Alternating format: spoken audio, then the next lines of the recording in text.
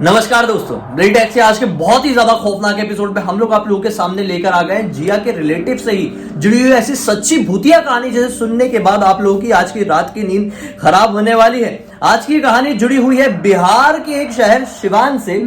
सिवान नाम है ना? तो ये घटना कितने साल बीती थी और क्या थी घटना, पूरी आज जिया बताएगी। मैं खुद इसे पहली बार सुन रहा हूँ, बस नाम बता दी थी तो मैंने आप लोगों के सामने इंट्रोडक्शन के लिए बोल दिया था। अभी साथ में मिलकर सुनते जिया स्टार्ट करो। क्या घटना थी, कैसी थी बताओ। वो 18 साल पहले की घटना है जो रियल भूतिया घटना घटी थी।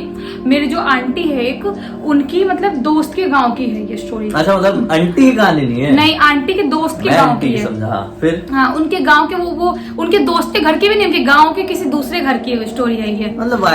हाँ, एकदम दूर की। हाँ। तो एक आदमी था, एक आदमी की फैमिली जिसका नाम संकेत था। उस आदमी की नई शादी हुई थी और वो शादी करने के 1-2 महीने बाद कोलकाता कमाने के लिए चला गया। क्योंकि ऐसा होता है, बहुत जगह के लोग पहले कोलकाता कमाने के लिए बहुत जाते थे, मुंबई जाते थे, बिहार के, यूपी के, कहीं के लोग भी बड़े शहरों में कमाने के लिए जाते थे वो टाइम पे। तो फिर वो चले गए कमाने के लिए कोलकाता, और वहां पे जाने के बाद संकेत ने 2-3 महीने बाद एक औरत से शादी कर ली।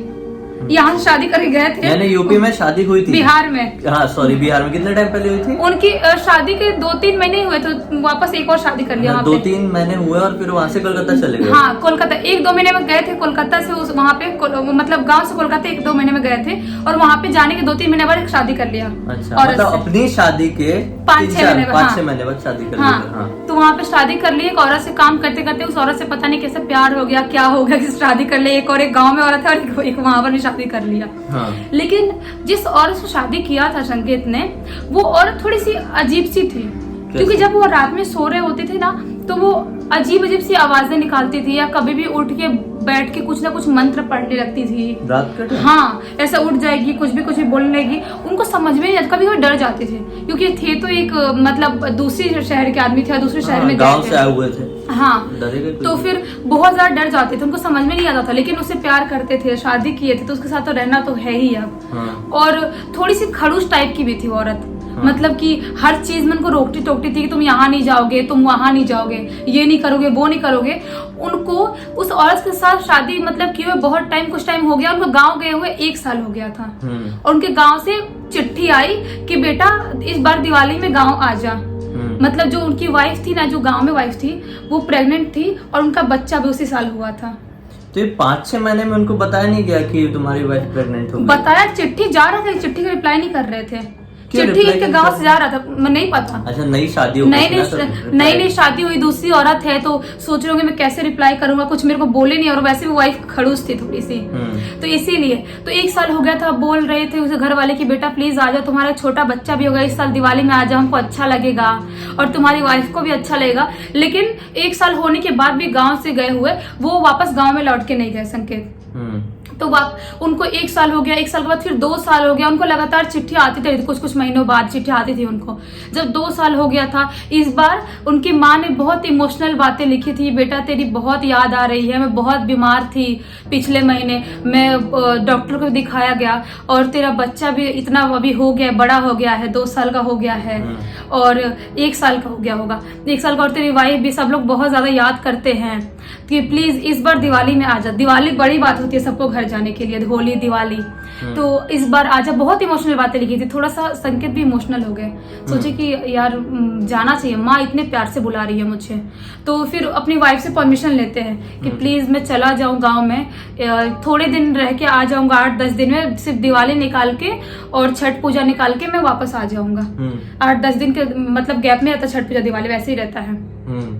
तो वो नहीं मान रही थी, बोल रही थी नहीं तुम गांव जाओगे, तुम वापस नहीं आओगे, मुझे पता है। तो वो औरत को मालूम था कि गांव में एक और शादी? हाँ, पता था उस औरत को। और बोल रही थी कि तुम गांव जाओगे, तुम वापस नहीं आओगे, तुम्हारा छोटा बच्चा है, तुम मुंह में फंस जाओगे और वापस नहीं आने वाले। उस औरत को पता था ये बात, लेकिन बोलता है, बहुत रिक्वेस्ट करता है, बोलता है कि प्लीज मुझे जाने दो। मैं वादा करता हूँ कि 8-10 दिन में आ ही जाऊंगा, दिवाली छठ पूजा मना के, क्योंकि बिहार में छठ पूजा बहुत बड़ी फेस्टिवल होता है, दिवाली भी दोनों। तो बहुत कन्विंस करने के बाद उसको वादा करते कि मैं आ जाऊंगा। उसके बाद बोलते हैं ठीक है, तुम 8-10 दिन का टाइम दियो, 10 दिन के बाद तुम नहीं आए तो फिर देख लेना बहुत बुरा हो जाएगा। उस औरत ने बोली कि इतना ज्यादा बुरा हो जाएगा तुमने जिंदगी में कभी सोचा भी नहीं होगा। पता नहीं कैसी धमकी दी, क्या धमकी दी, कुछ नहीं पता उनको। हाँ। उसके बाद जब वो गांव में आए तो गांव में आने के बाद बहुत ज्यादा खुश हुए अपने बच्चे को देख के। एक तो मतलब 2 साल बाद अपने घर वालों को देख रहे हैं, अपनी माँ को देख रहे हैं, बच्चे को देख रहे हैं, छोटा सा बच्चा है एक, बहुत ज्यादा खुश हुए। और उनको गांव आने के बाद बहुत मजा आया, क्योंकि 2 साल बाद अपने गांव की मतलब जमीन वमीन देखना, गांव में पेड़ पौधे देखना उनके लिए बहुत खुशी की बात थी। बहुत खुश रहने लगे। यहाँ पे आए हुए उनको 15 दिन हो गए और जाने का कोई नामो निशान नहीं है। 8-10 दिन का टाइम दिया जाने के लिए वहाँ पे, लेकिन 15 दिन हो गए। 15 दिन के बाद भी वापस नहीं लौट रहे हैं। उसके बाद उस मतलब 15 दिन के बाद फिर 18 दिन हो गया। 18 दिन के बाद भी नहीं सोच रहे हैं कि लौटूंगा। 18वें दिन उनको चिट्ठी मिला उस औरत का कि तुमने क्या बोला था, तुमने बोला था कि तुम 8-10 दिन के अंदर आ जाओगे, और तुम अभी क्या हुआ, तुम आ क्यों नहीं रहे हो यहाँ पे? मतलब तुम सब वादा भूल गए और तुम मुझे भूल गए। तुम सोचना मत कि तुम मुझे भूल जाओगे। ऐसा धमकी देते हुए लिखी थी उसने। उसके बाद उनको बोली थी कि तुम 2 दिन के अंदर इधर नहीं आए, अगर यहाँ पे कैसे भी करके तुम 2 दिन के अंदर नहीं आए तो फिर बहुत बुरा हो जाएगा। उन्होंने सोचे कि ठीक है जाऊंगा, कुछ दिन बोल रही है, ऐसे ही जाके मना लूंगा, गुस्से गुस्से में बोल रही है और मैं जाके मना लूंगा। और संकेत थे, उनकी माँ उनको बहुत इमोशनली ब्लैकमेल कर रही थी कि गांव में रह जाओ, हमारी खेती बाड़ी है वहां पे संभालना, यहीं पे खेती करवाना, या यहीं पे कोई जॉब ढूंढ लो, तुम्हारा बच्चा है, वाइफ है, सबको अच्छा लगेगा, इतना दूर कहाँ कोलकाता जाके रह रहे हो तुम। वो बहुत इमोशनली वैसा ब्लैकमेल करने लगी थी। तो वो सोच रहे थे यार ठीक है 1 महीना और रह लेता हूँ गाँव में, उसके बाद वहां पे जाऊंगा और उसको मना लूंगा मैं, दूसरे वाले औरत को। क्या करेगी, थोड़े दिन गुस्सा रहेगी, उसके बाद धीरे धीरे कुछ ना कुछ गिफ्ट दूंगा, ऐसी बात करूंगा और मना लूंगा, ऐसे सोच रहे थे वो। और उनको आए हुए यहाँ पे गांव में 1 महीने हो गए थे। 1 महीने हो गए। हाँ, लेकिन जो 1 महीने बाद उनके साथ जो हुआ ना, वो तुम इमेजिन भी नहीं कर सकते क्या हुआ उनके साथ। वो एक दिन आंगन में बैठ के अपने बच्चे को खिला रहे थे और उनकी वाइफ ने कुछ बनाया था, आंगन में बैठ के खा रहे थे। और अचानक से वहां पे बहुत जोर जोर से आंधी तूफान आने लगी। और वो ठंड का टाइम था, वो टाइम पे ठंड के टाइम में आंधी तूफान, हाँ इतनी जोर से आंधी तूफान आने लगी, उनको समझ में नहीं आया। ठंड में आती नहीं आंधी तूफान? नहीं, और थोड़ी बहुत हवा चलती तो लोग एकदम पागल हो जाते ठंड की वजह से। गर्मी में आता है, हाँ, या बरसात में आता है। हाँ, तो उसके बाद वो बहुत ज्यादा डर गए कि क्या हो रहा है। मतलब उनकी माँ थोड़ा बाहर जाके देखी तो बोल रही है तूफान तो सिर्फ अपने घर के पास ही ज्यादा लग रहा है, अपने घर के इधर लग रहा है, उधर तो कहीं तूफान कुछ लग ही नहीं रहा है, और दूर में बहुत नॉर्मल हवा चल रही है। उसकी माँ बहुत डर जाती है, बोलती है क्या हो रहा है, समझ में नहीं आया। सब लोग कंफ्यूज थे क्या हो रहा है। तो वो लोग सोचते कि यार ऐसा लग रहा था कि उनका घर उड़ जाएगा बिल्कुल तूफान में, क्योंकि पहले के टाइम पे कैसे घर होते थे, मिट्टी के, घास भूस वाले, मतलब, और जो थोड़े गरीब रहते थे उनके घर तो वैसे ही रहेंगे। तो मतलब तो वो लोग थोड़े गरीब थे तो उनका घर वैसा ही था। तो वो लोग बहुत ज्यादा डर गए, सोचते सामान वामान थोड़ा ठीक कर लेते, जो टूटने फूटने वाली चीजें थोड़ा अलग कर देते, क्योंकि कुछ गिरा उरा या हमारे ऊपर कुछ गिर गया तो घर में से, इसलिए थोड़ा अलग, बच्चों को अलग कर रहे थे, उठा रहे सब कुछ। वाइफ ने बच्चे को ली और अंदर सामान वामान उठाने गई। अचानक से उनके छत से एक सांप आया और संकेत को आकर डस लिया। वो सांप आया, उनको डसा, और उसके बाद जब वो चिल्लाए बहुत जोर से तो उनकी माँ वाइफ सब लोग वहां पे आए और वो लोग बोले क्या हुआ। जब देखे तो ये सांप ऐसे ऐसे करके ऊपर जा रहा था छज्जे पे, छज्जे से वो आया था आंगन में, छज्जे से ऊपर, हाँ छत पे ऐसे जा रहा था। उसके बाद वो लोग बहुत ज्यादा डर गए, सोचे कि झड़वाने के लिए लेके जाएंगे, क्योंकि वो टाइम पे डॉक्टर इतने नहीं होते थे। वो टाइम पे लोग झड़वाते थे, और अभी भी बहुत छोटे मोटे गांव में अभी भी झड़वाते हैं, होते थे, लेकिन गांव में उतना ज्यादा प्रचलन नहीं था डॉक्टर वगैरह का। और वो लोग मतलब सिवान के पास छोटे से गाँव से थे वो लोग, और अभी भी छोटे मोटे गाँव में झड़वाते हैं। सांप काटने पर, सांप काट ले, बिच्छू काट ले तो लोग डॉक्टर के पास नहीं जाते हैं, पहले झड़वाने वाले के पास जाते हैं। वो गलत है, पहले डॉक्टर के पास जाना चाहिए। तो लेके जा रहे थे झड़वाने के लिए, आधे रास्ते गए ही थे कि उस आदमी ने, संकेत ने वहीं पे दम तोड़ दिया, नहीं बच पाए। बहुत ज्यादा रोने लगे वो लोग, घर पे लेके आए, बहुत ही ज्यादा रोए, सोचे कि क्या हो गया, इतने तो 2 साल बाद हमारा घर पे आया था बेटा। उनकी माँ रो रो के पागल, एक तो 2 साल बाद अपने बेटे को देखी थी और किसकी बुरी नजर लग गई जो हमारे बेटे की डेथ हो गई ऐसे। बहुत रोने राने लगे सब लोग। उसके बाद उनका अंतिम संस्कार किया जैसे भी करना होता है। उसके बाद 2-3 दिन बाद ही संकेत की माँ को बहुत ही खराब सपना आता है एक दिन। उनका भी काम क्लियर नहीं हुआ था, 12 दिन तक, 13 दिन बाद ही होता है ना, 13वीं नहीं हुई थी। तो बहुत खराब सपना आता है 2-3 दिन के बाद उनको, कि वो सपने में ऐसा लग रहा है कि जो संकेत है लाइव सपने में दिख रहा है और बोल रहा है कि माँ मैं ऐसे नहीं मरा हूँ, मुझे मारा गया है। और मुझे किसी ने बहुत ही बेरहमी से मार दिया, मेरा बिल्कुल भी मन नहीं था मरने का। और मुझे ऐसे उनकी माँ बहुत ज्यादा डर गई, डर के एकदम अचानक से उठी। उनको ऐसा लग रहा था कि मैं जो सपना देख रही, सपना नहीं है, ये सब कुछ रियल में हो रहा है, मुझे कोई रियल में बता रहा है। जनरली जो मरे हुए लोगों के सपने होते हैं ना, हाँ। वो लोग सपने में आके कोई भी चीज डायरेक्टली नहीं बोलते हैं, हाँ। वो हिंट देते हैं। हाँ। और अगर यहाँ पर भी डायरेक्ट बोलने वाला केस है, हाँ। तो मतलब बिल्कुल रियल है। देखो मेरे रोंगटे खड़े हो गए। तो वो बहुत ज्यादा डर गई और सोची कि यार कैसे बोल रहा है मेरा बेटा। और 13 दिन के अंदर ना ऐसी आत्माएं आती है घर वालों की और कुछ ना कुछ बोलती हैं, अगर मतलब उनकी ऐसी मौत हुई है किसी रीजन से तो फिर बहुत ज्यादा रोने लगे, डर गए कि मेरे बेटे को किसने मार लिया, मुझे पता लगाना ही है। और सुबह सुबह उठ के वो किसी बाबा के पास गए, तांत्रिक बाबा के पास, कि ऐसा ऐसा सपना आया था, मुझे सब हुआ था। तो वो टाइम पे वो बाबा बहुत ज्यादा वहाँ पे फेमस थे और सिद्ध बाबा थे, बहुत ही ज्यादा मतलब वैसे थे, पूजनीय थे। तो उन्होंने बताया कि जो ये मतलब उन्होंने कुछ मंत्र पढ़ा, वो बताया कि जो ये डेथ हुई है ना, वो एक सांप के काटने से हुई है। और उन्होंने बताया नहीं था कि सांप के काटने से हमारे बेटे की डेथ हुई है, उन्होंने नहीं बताया, बाबा ने बताया। तो उसी गांव में थे या गांव के बाहर? नहीं, गांव के बाहर थे वो। अच्छा, गांव के रहते तो बात ये थी कि यार पता चल जाता है कि हाँ। गांव में सांप काट के मारा है। बाहर के तो बड़ी बाहर के, गांव के बाहर दूर थे वो लोग, बैलगाड़ी से गए थे तो बहुत दूर थे। तो वहां पे जाने के बाद उन्होंने बताया कि और जो सांप जो भेजा गया था ना, वो सांप नहीं था, वो एक पिशाच था। हाँ, और वो उसको मतलब बाहर से कोलकाता से भेजा गया, लेकिन मैं ये नहीं बता पाऊंगा किसने भेजा है, लेकिन एक औरत ने भेजा है। एक कोई ना कोई औरत की छाया थी और उसने इस आत्मा को भेजा है यहाँ पे। मैं समझ गया पूरा मैटर। भाई ये जो गए हुए थे कलकत्ता और जिस औरत के प्यार में पड़ गए, हाँ, वो औरत थी कुछ थोड़ी टेढ़ी टाइप की। हाँ, टाइम थी वो, उसको ये सब चीजें करते आती थी। हाँ, ब्लैक जब तभी वो तो अपने कलकत्ता से जा रहे थे अपने गांव के लिए, तब उसने साफ साफ धमकी में बोली दी थी इनडायरेक्टली, कि तुम जा तो रहे हो भाई, अगर गड़बड़ कर दिए तो बहुत बड़ी गड़बड़ हो जाएगी मेरी तरफ से। हाँ, उसने ऐसे अपने चंगुल में करके बांध के उनको रखी थी। और उसके बाद जब उसको छोड़ के आए तो उसको बर्दाश्त नहीं हुआ। और वो डायन थी, तभी तो रात में अजीब सी हरकतें करती थी, उठ के अजीब सा खुसफुसाती थी। उसने बाबा ने बताया कि उसने मारी है और उनको समझ में नहीं आया कि हमारा बेटा तो किस औरत से कांटेक्ट रखेगा गांव को, मतलब वहां पे जाके बाहर कोलकाता में, क्योंकि वो लोग, उनको नहीं पता था हमारा बेटा ऐसा कुछ कर सकता है, और उसने भी नहीं बताया था, संकेत ने भी। लेकिन उनके गांव के पास का एक आदमी था जो वहीं पे जॉब करता था, कोलकाता में ही।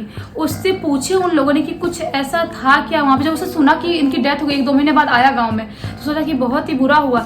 उससे पूछे तो उसने बताया कि हाँ, एक औरत तो थी जो मैं आप लोग बताना नहीं चाहता था, उसने मना किया था मुझे, संकेत ने, कि मत बताना मेरे घर पे।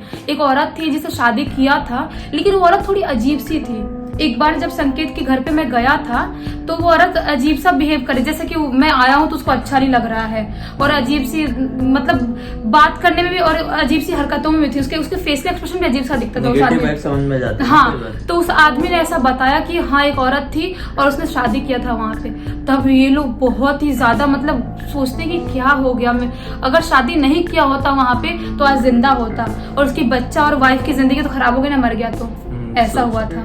कई बार मेरे को ये समझ में नहीं आता है कि आप जिसके साथ रह रहे होते हो, आपको उसका नेचर पकड़ में नहीं आता जल्दी। जो बाहर के लोग होते हैं ना, वो सामने वाले को देख के पहचान जाते हैं कि ये इंसान सही है या गलत है। हाँ। लेकिन अगर आप उसके साथ रह रहे हो, और खासकर लड़कियों को समझ ही नहीं पाते हैं कि ये लड़की अच्छी है या फिर बुरी है। हाँ। बाहर से देखने वाले लोग पहचानते हैं, तो ये बहुत ज्यादा जरूरी है। इन लड़कियों के चक्कर में ही बहुत सारे लड़कों की जान गई है, पता नहीं क्या क्या हुआ है। नहीं, लड़कियों को देखो, लड़कियां जो होती है ना, आप लड़कियों को जल्दी पकड़ने से, मैं भी लड़कियों को पकड़ नहीं सकती, उनके दिमाग में क्या चल रहा है, क्या करने वाली है, या अभी आगे क्या होने वाला है। तुम ऐसे डायन वाले एक्सप्रेशन में क्यों बोल रही हो? मैं बोल रही हूँ कि लड़कियां थोड़ी होती है ऐसी, सब लड़कियां होती है कि मतलब उनका दिमाग कोई नहीं पढ़ सकता।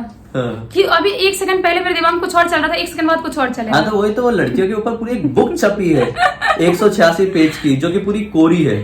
Everything man know about a women. आप लोग बताना कि आप लोगों को ये जो रियल घटना थी वो कैसी लगी, डरावने लगी कि नहीं? ये रात में पूजा सॉरी, ये जो सब करने वाली चीजें होती है, इससे मुझे अभी एक और चीज याद आई। मतलब मुंबई की बात है, मैं नया शिफ्ट हुआ था और मैं एक फ्रेंड के घर अक्सर जाता था अपने ऑडिशंस वगैरह जब मैं बहुत ज्यादा देता था, तो अपने एक फ्रेंड के घर रुक जाया करता था। वो फ्रेंड का एक रूममेट था जो हिंदू था। हाँ, मैं उस फ्रेंड का नाम नहीं बोलूंगा। और वो रात के 2:30 या 3 बजे के आसपास, हिंदू था, 2:30 या 3 बजे के आसपास वो लिटरली जिस तरीके से नमाज पढ़ते हैं ना, जो बैठने का तरीका होता है, वो उस तरीके से बैठ के और प्रॉपर वही नमाज वाले पोज में कुछ पढ़ता था, कुछ पढ़ता था। एक दिन मेरी आंख खुल गई और मैं डर गया, मतलब क्या कर रहा है भाई, इतने बजे, रात के 3 बज रहे हैं। तो बोलता है कि मैं दुआ पढ़ रहा हूँ। क्या बात कर रहे हो, कौन सी दुआ, रात के 3 बजे कौन सी 2 बजे 3 बजे दुआ नहीं, 4 बजे के हिस्से, 4-5 बजे से स्टार्ट होता है। ये 2:30-3 बजे की बात कर रहा हूँ। बोलता दुआ पढ़ रहा हूँ। मतलब किस बात की दुआ? बोलता तू सो जा, तू सो जा। मैं सो गया। अगले दिन मैंने जो मेरा दोस्त था उससे मैंने पूछा, भाई मैटर क्या है, ये करता क्या है? बोले मेरे को समझ में नहीं आता। ये ऐसे दिन भर तो मतलब हनुमान जी के मंदिर जाएगा, कृष्ण भगवान के मंदिर जाएगा, दुर्गा माता का नाम लेता रहेगा, लेकिन रात के 2-3 बजे के आसपास पता नहीं ये डेली अजीब सी हरकत करता है, नमाज वाले पोज में बैठ जाता है और कुछ पढ़ते रहता है, कुछ बोलते रहता है। बोलता है मेरे को समझ में नहीं आती और ये उर्दू में बोलता है। मतलब बाप रे बाप, कैसे आती है उसको? इस इंसान के साथ रहता क्या है, कैसे है? मैंने बोला तो नॉर्मल इंसान को उर्दू नहीं आ सकती, क्योंकि उर्दू के लिए एक कोर्स होता है, उनकी स्टडी करना पड़ता है, तब समझ में आएगा। जो मुस्लिम होते हैं, जो सीखे हुए रहते हैं, उनको कोई कोर्स नहीं करना, उनको आती है, उनको आती है। जो इंसान जो एकदम प्रॉपर हिंदू है, वो कैसे ये कर रहा है? मतलब ये बहुत अचंभे में डालने वाली बात बहुत सोचने, पता है। फिर वो दोनों अलग हो गए कुछ टाइम बाद, फिर साथ में नहीं रहे। लेकिन वो मिस्ट्री है मेरे लिए, वो लड़का नहीं, उसके अंदर ना पता क्या होगा, किसी जिन की आत्मा होगी, हो सकता है, पता नहीं, ऐसा अपने को मालूम नहीं। आप लोगों को क्या लगता है? अपनी राय कमेंट सेक्शन में बताओ आप लोग। और हम लोग कल से एक सिस्टम चालू कर रहे हैं, वीडियो में आप लोगों को बेस्ट कमेंट करना है। जो बेस्ट कमेंट करेंगे ना, 2 लोग, हम 2 है ना, तो एक 2 बेस्ट कमेंट करने वालों को कमेंट के साथ अच्छा शाउट आउट मिलेगा हमारे वीडियो बहुत अच्छा वाला। तो ढेर सारे कमेंट करो, प्यारे प्यारे अच्छे वीडियो से रिलेटेड और हमसे रिलेटेड, बाहर के नहीं। क्या मतलब रहेगा? तो चलिए कल फिर से मिलते हैं। मन में कोई भी सुझाव कमेंट सेक्शन में जरूर बताना। इंस्टा की लिंक इस वीडियो के डिस्क्रिप्शन बॉक्स में। हम पहली बार देख रहे हैं तो इस चैनल को सब्सक्राइब करके बेल आइकन दबा के ऑल के ऑप्शन में क्लिक करना। अब तक देखें तो वीडियो को लाइक करना फर्ज बनता है आप लोग का। चलिए कल फिर से मिलते हैं, तब तक के लिए बहुत बहुत धन्यवाद। आपका दिन शुभ हो।